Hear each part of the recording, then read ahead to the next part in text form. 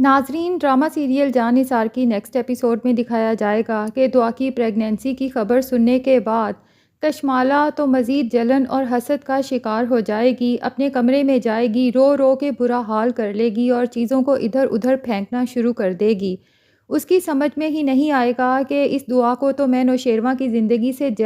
جلد نکالنا چاہتی ہوں، لیکن اب اولاد کی خوشخبری سن کے تو نوشیروان ظاہر ہے دعا کو طلاق نہیں دے گا، تو ایسا کیا کروں کہ بچے کی خوشخبری سننے کے باوجود بھی نوشیروان دعا کو اپنی زندگی سے نکال باہر کرے۔ تو اس کے لیے کشمالہ کے شیطانی دماغ میں ایک آئیڈیا آ ہی جاتا ہے جس پر وہ فوراً ہی عمل کرنا شروع کر دیتی ہے۔ دوسری طرف دعا تو بہت حیران ہوتی ہے کہ ڈاکٹر نے جب اولاد کی خوشخبری دی تو نوشیروان نے نہ تو مجھے مبارکباد دی اور نہ ہی ان کے چہرے پہ خوشی کے کوئی آثار تھے۔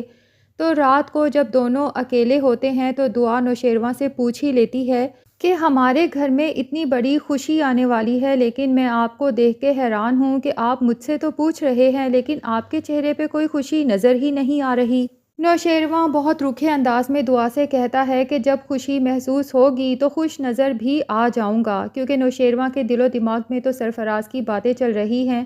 کہ دعا آج بھی مجھ سے محبت کرتی ہے، اس نے ہی فضا کو طلاق دینے کا کہا تھا اور اس نے ہی مجھے گھر بلوایا تھا جبکہ تم گھر پہ نہیں تھے،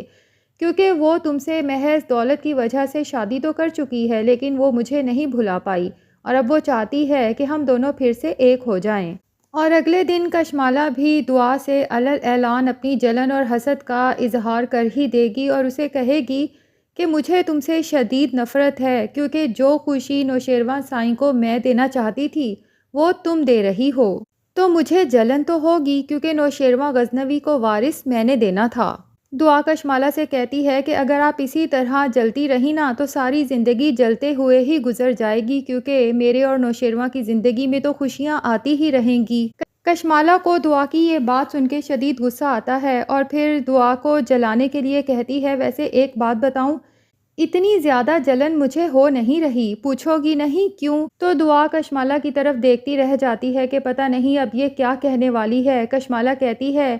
کہ نوشیروان غزنوی کو یقین نہیں ہے کہ یہ بچہ اس کا ہے۔ کشمالہ کی یہ بات سن کے دعا کو تو شدید غصہ آتا ہے، اس کا دل نہیں چاہتا کہ اس عورت کا منہ نوچ لے، بہرحال وہ سوچتی ہے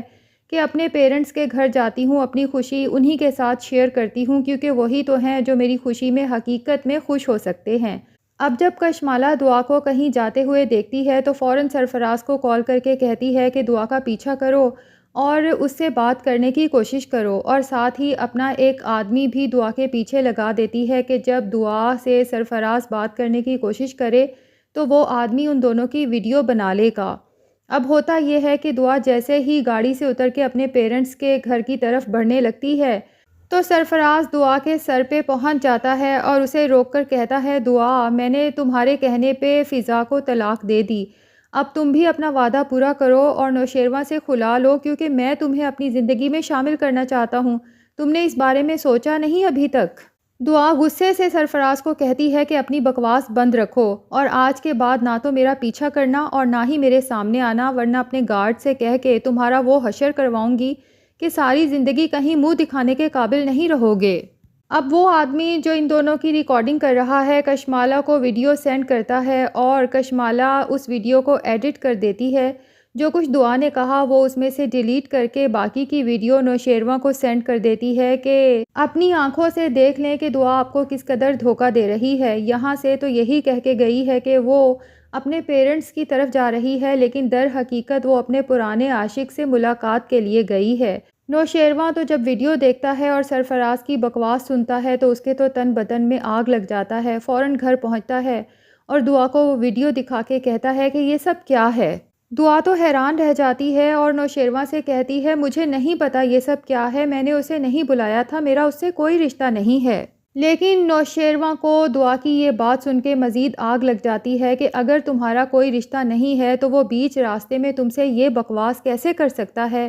کہ میں نے تمہاری بہن کو چھوڑ دیا، تم بھی نوشیروان کو چھوڑ دو تاکہ ہم ایک ہو سکیں۔ اور پھر کہتا ہے کہ ایک اور بات میں کنفرم کرنا چاہتا ہوں، چلو تم سے ہی پوچھ لیتا ہوں، مجھے یہ بتاؤ کہ اس بچے کا باپ کون ہے؟ نوشیروان کی یہ بات سن کے تو دعا کا دل جیسے کرچی کرچی ہو جاتا ہے۔ غصے سے چیختے ہوئے نوشیروان سے کہتی ہے کہ غزنوی، اس سے آگے ایک لفظ مت کہیے گا، یہ نہ ہو کہ کل کو آپ کو شرمندگی کا سامنا کرنا پڑے۔ تو ناظرین، کیا خیال ہے، کیا نوشیروان کے سامنے کبھی سرفراز کی یہ حقیقت آئے گی کہ اس کو دعا کے پیچھے دراصل کشمالہ نے ہی لگایا ہے اور دعا کو نوشیروان کی زندگی سے نکالنے کے لیے ایک بہت بڑی رقم بھی آفر کی ہے؟ کمنٹ سیکشن میں اپنی رائے کا اظہار ضرور کریں، اور اگر ہمارے چینل پہ نئے ہیں تو پلیز چینل کو بھی سبسکرائب کر لیں۔